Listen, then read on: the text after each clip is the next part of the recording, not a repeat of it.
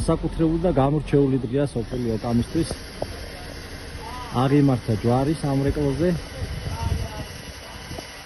აღმერთი შეწევნით, აი ბოლომდე ავასრულებთ იმედი გვაქვს სამრეკლოს მშენებლობას.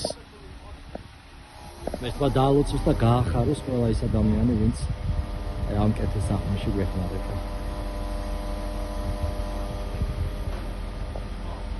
თავარი საქმე, თავარი ძირითადი სამუშაო შესრულდა.